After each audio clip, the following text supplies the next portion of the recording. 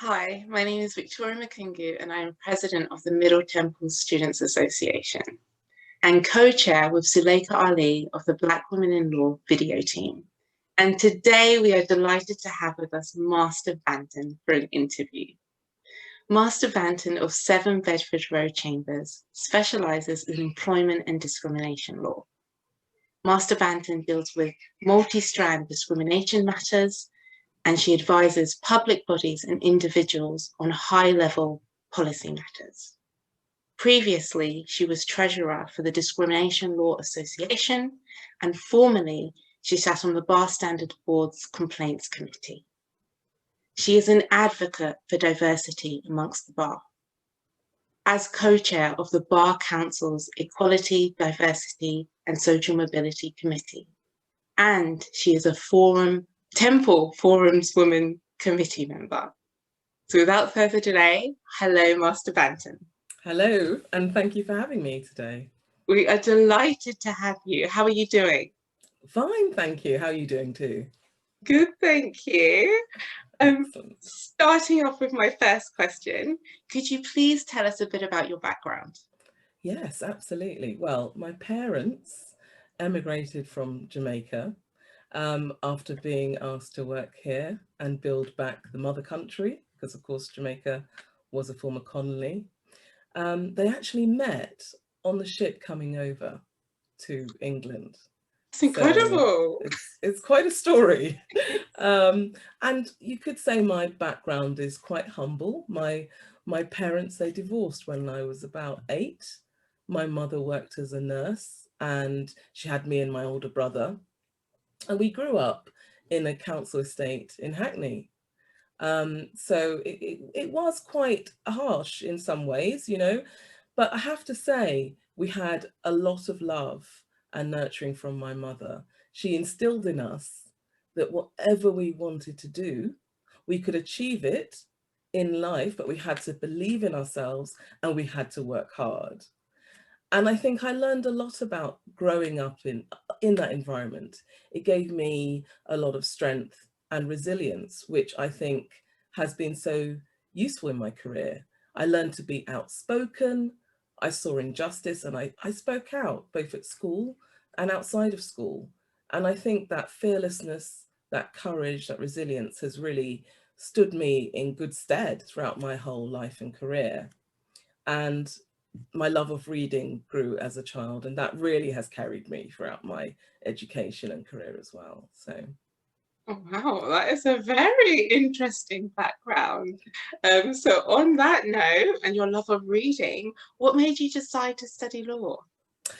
Well, it's quite interesting. Again, the idea came into my head when I was very young. I actually remember when I was about 7 years old and I was going to Sylvia Young every Saturday morning doing singing and tap dancing and drama.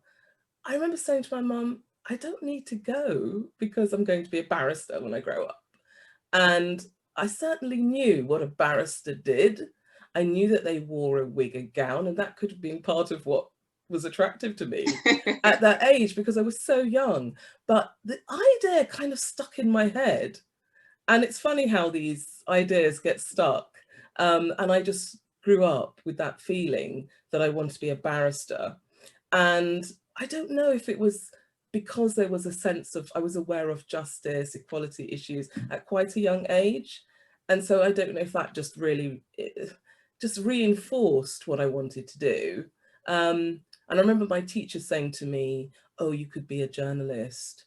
Again, because I was always quite, talking, being quite outspoken. I ended up being head girl at school. So I think those qualities were there. So it did really suit me. And because I was still steadfastly on that path, I thought I wanted to study law. So, and I enjoyed it. So. Awesome. That is awesome. Always outspoken. I love it. And how did you find your university experience?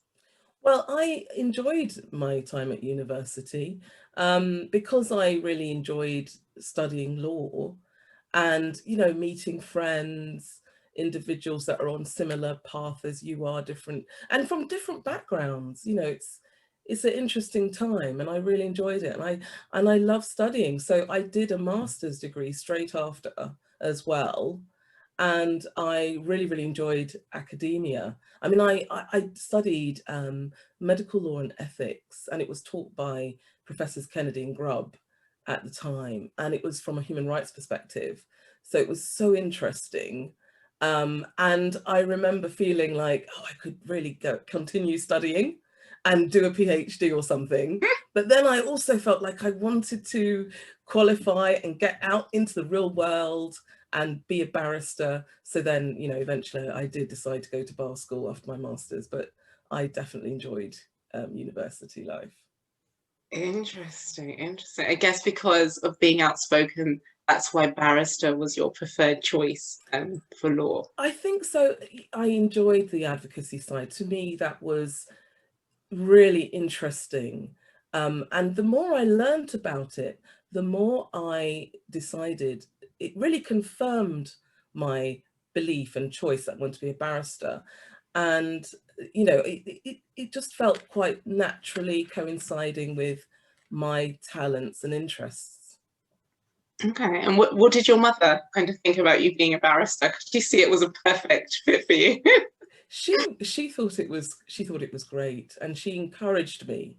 And you know, that was quite interesting because some people were quite skeptical about this young black girl from state school in Hackney saying she wants to be a barrister. But she just fully believed in me and encouraged me. And I certainly believed in myself. So, you know, it just seemed to be almost a natural fit for me. But yes, the more I learned about it, the more it felt that it more instilled my belief that I wanted to do it. Oh, I love it. And so, how did you find pupillage? Well, pupillage was a great experience for me. I basically attended numerous interviews. And what I remember is towards the end, and I think it was because I was more relaxed and more confident, I started getting offers. I actually ended up with 3 offers of pupillage, which was no mean feat in those days. And the pupillage that I chose was really interesting and fascinating. And I had thought I was going to be doing medical ethics, and well, because I studied medical ethics, I thought I was going to practice in sort of medical negligence, more sort of those areas. And I did do some work in that field, which was very, very interesting. But I also got exposed during my pupillage to employment and discrimination law. And that really dovetailed with my interest in human rights law, because my master's has been taught from a human rights perspective.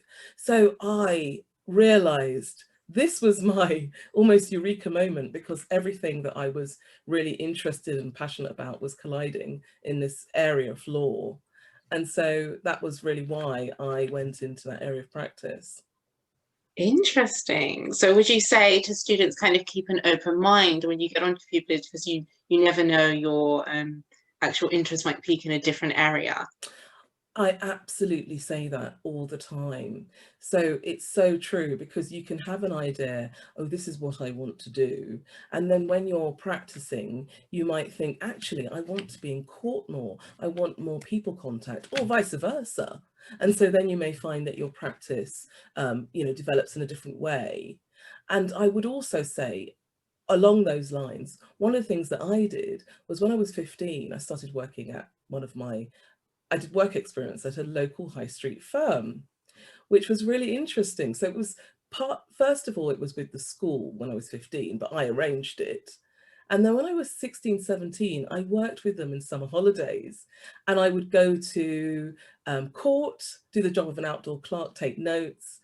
And I would also go around the Royal Courts of Justice and getting claims issued and stamped and things like that, attend conferences with at barristers' chambers. I did all of that when I was 16, 17, 18 during some holidays. And so I was getting very comfortable in those spaces quite naturally.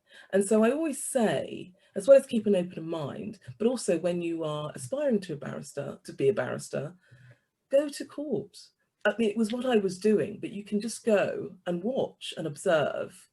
And you can actually learn quite a lot by going to different courts that you're able to enter as a member of the public, and just really watching and absorbing what's going on around you. That, I think, really helped me at a young age. Yeah, you make a good point, actually, because I'm talking to my friends and stuff who are outside of law. When they hear, like, some of them don't know that you can actually go into courts and sit down and listen. So I think that's a really valid point. Obviously, we need to wait till things open up a bit more, Yes, but then yes.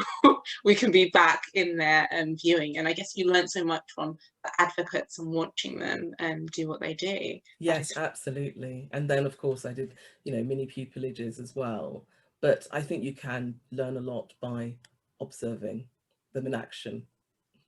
Brilliant, brilliant. So moving on to your job as a barrister, what do you most enjoy? And also on the other side, what do you find the most challenging about your role? Well, I enjoy the variety because my practice is quite broad. So it's employment, equality, discrimination, and also human rights. It's quite a wide area, and the discrimination is wider than just employment. It encompasses, public functions, services as well. So it could be, an education issue, for example. So it's quite wide and varied. I enjoy people. I'm very much a people person. So I like having new clients, whether they're an individual or it's a business or a multinational corporation. It's actually people that you're working with. So I love the dynamic of meeting new people, dealing with new cases, and I really enjoy the problem solving in the work that I do. So, and I like all the aspects of advocacy. I like the cross-examination, the fact that a case can sometimes unfold during cross-examination, but also the speeches. I enjoy appellate work. So I really do enjoy that, getting into the black letter law. And I love the way that the law develops, it progresses. All of those aspects I find really interesting and challenging at the same time. I like that it challenges and stimulates me intellectually. I really enjoy that part of my job. And that can be difficult sometimes when you've got other stuff going on, my mother, etc. But it is really what keeps me really interested and keen in this work. And it's a privilege for me to represent people and represent parties. I really do feel that. Brilliant. And because you do so much public speaking, and in the court, and then also like every time I blink, you're somewhere else talking, and you're here today, which I'm incredibly grateful for. Do you ever get nervous, like giving talks? It's interesting. The more talking you do, I think, the better your nerves become. But nerves are a natural part of life, and so you can always feel slightly nervous, particularly when you just start. And then as you talk more, you relax more. And I think that's a very natural thing. A little bit of nerves are good, gives you a bit of an edge, a bit of energy. But I do really enjoy talking, and I'm fortunate because people do ask me from different sectors, from a wide sort of ranging reach, do ask me to speak at various things. And again, I'm always honoured, and I find it, it's so interesting to me. So I'm always happy to do it if I can do it. I can't always do it, but I do enjoy doing it. It's interesting. Thank you. That's incredible. And then you mentioned beforehand you're wearing almost multiple hats because you're over here, you're speaking, you're actually a barrister at the same time, you're a mother, you're a friend. How do you balance all of those roles that you hold? It's interesting, but I think the key word that you said is balance, because I think all of those different hats or roles are key to making me a person that has that variety and richness. Because I think as much as I love my job passionately, I'm also really a family person, a friend person. Family is central to me. I am so well supported with my family. So my husband is supportive, my mother is supportive, though all of those factors helped me to be able to be a mother, to have children and go back to work confidently, knowing that I had that support network. And I think that's really key, that, you know, I do think that you can combine motherhood with the bar, and you know, the flexibility as being a self-employed person is actually quite helpful. But you do need your support networks, and you need to find where those are. But what works for you, you will find. And I think then that's a wonderful combination to have, and I feel blessed to have that in my life.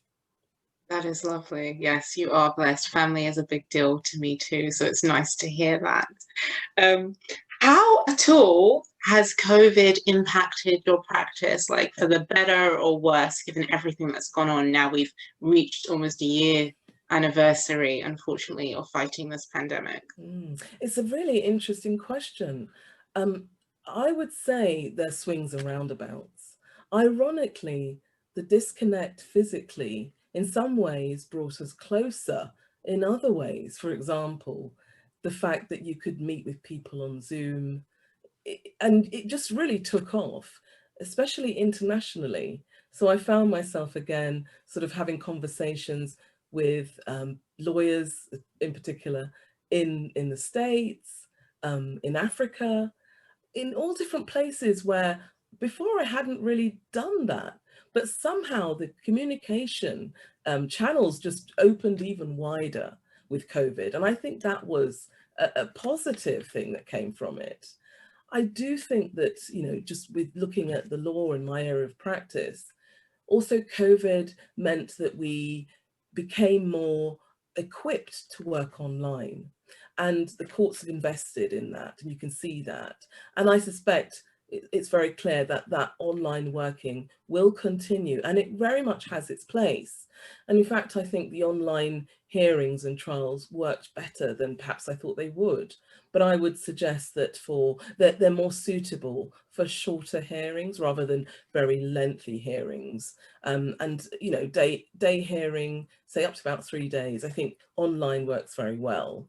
But as we move outside of COVID, I'm looking forward to being back in person for my hearings, particularly as many of mine are long-running hearings. So they're much better suited to actually being in a physical courtroom. But yeah, I do think there has been some interesting aspects. You know, homeschooling has been a challenge at times as well, to juggle it all. And there was one occasion when I was cross-examining and my oldest son started his Zoom violin lesson just at the time.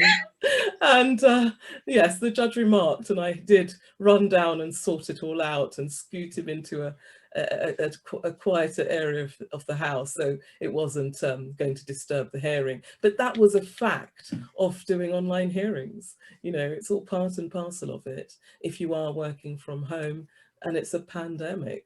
So what are you going to do? You're just going to have to work with that. But no, I think there has been some interesting lessons learned. And, you know, as I say, it's been good and bad, but I think we will see some lasting effects from how we've worked and communicated with each other during COVID. Yes, I agree. I think there has been some benefits in terms of the global connectivity, given everything. So you rightly mentioned that, but then there's also been challenges. So given now that you've seen being a barrister in the regular world, obviously where most of your experience is, and now online, would you encourage people to join the profession? Absolutely. I am such an advocate for the bar. I mean, it's really at the heart of a lot of the work that I do in equality and diversity and have done for many, many years. I think it's a fantastic career. It's interesting, it's challenging, there's variety, and you know, representing others, it's a really unique profession. You're self-employed, you can have the ability to create and shape your career. There's opportunities within it. You can obviously go on and take silk, or perhaps you want to be a judge. There's many different ways that you can do that as well. So I think as a career, it's still a very, very interesting one. And I would encourage others to explore it. Lovely. I'm glad you said that. We are trying. Fellow students, we are trying. Keep going, perseverance. Thank you. And so, if you weren't an awesome barrister and you could be anything, what would you be? This is quite interesting. I was thinking about this because I love reading and writing, and as a child I won a writing competition, and I might have gone into journalism or writing or something like that, but I'm also really enjoy dance, music, singing and drama, and I have a keen interest in the theatre, and so I might have gone in that direction as well. Who knows, but maybe something with speaking, I think. That is lovely. And so, while we're on the subject of speaking still, as you are co-chair of the Bar Council's Diversity, Equality and Social Mobility Committee, how do you find that role and what does it kind of entail? Well, it's a really interesting role. The committee is it's quite a substantial committee with a lot of very committed members who are working hard to improve and to maintain and improve the equality and diversity amongst the profession. And of course, you know, the events of the last year have really propelled a lot of that work as well, which I was very keen to push along as much as possible. And fortunately, we were able to be present, and I was very much at the forefront of that work. And I have seen such a groundswell of interest from different areas of the bar, really wanting to create a step change in terms of equality and diversity. So we've been very much working to encourage that with various initiatives, you know, mentoring, networking, positive action, mini pupillage programs, all those kinds of things have been very well received. So it works, it dovetails very well into my areas of practice. So it's very natural for me. And I've always been engaged in that work ever since I was at the bar. So it's something that I enjoy passionately. That is very encouraging. So thank you for that. And it's nice to see that so much work is going on and all these initiatives are taking place to move us into a more positive, equal and diverse direction. That is excellent. Absolutely, a strong bar is one that reflects all the society that it serves and is reflective of all the rich talent within the society it serves. I agree.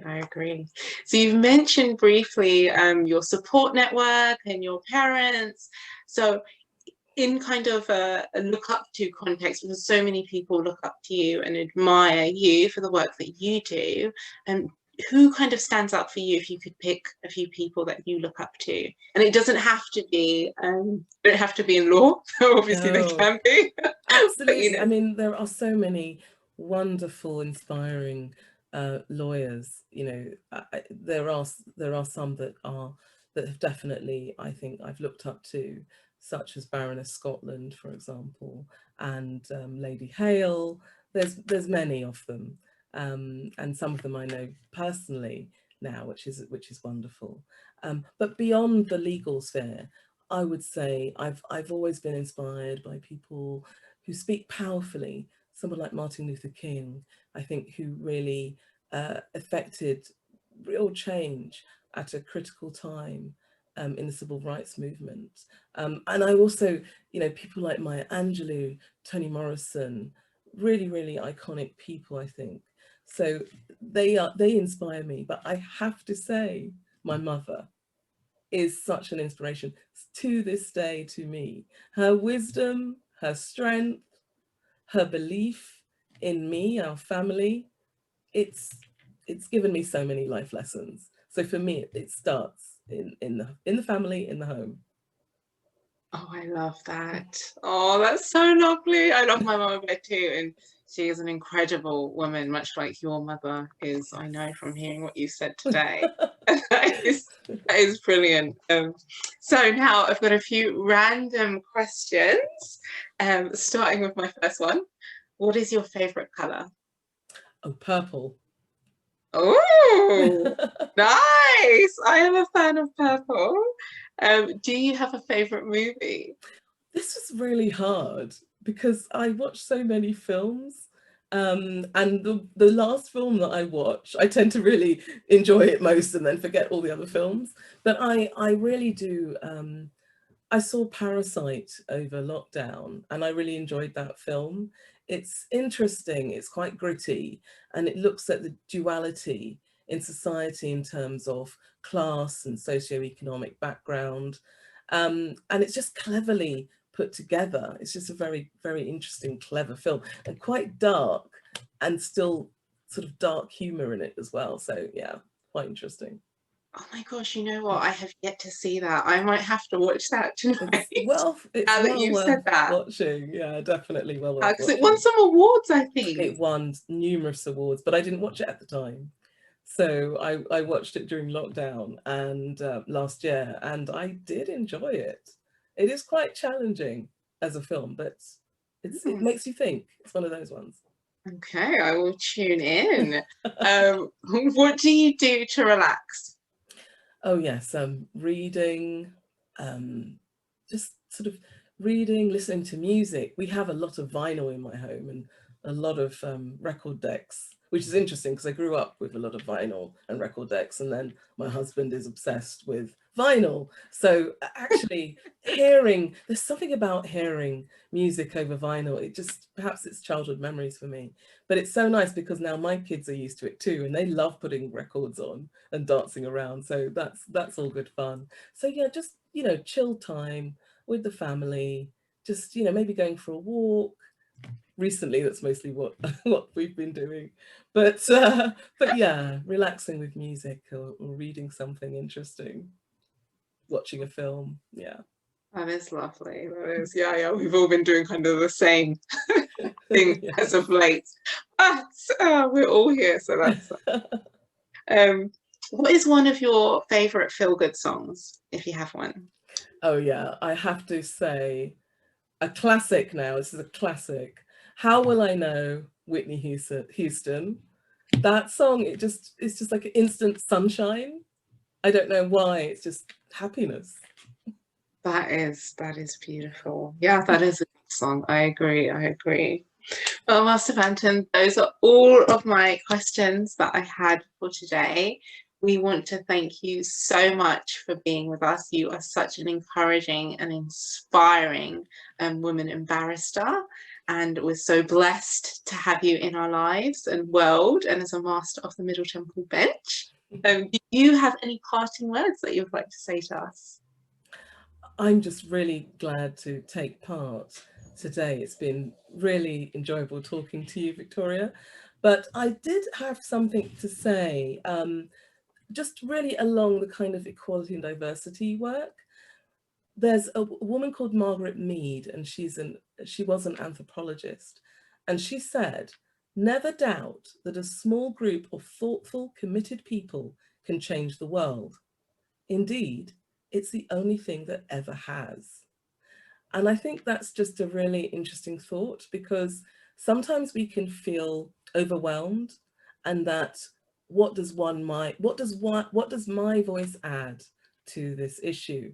Actually, it's infinitely powerful, because when we come together with intention and awareness, we can really create change and get things done. So just wanted to leave you with that thought. Oh my gosh, that is beautiful. Wow. That is lovely. And we will end on that note, and I'm sure you'll see Master Banton in the future. So thank you from the MTSA and Black Women in Law. Thank you so much for having me. It's been a pleasure.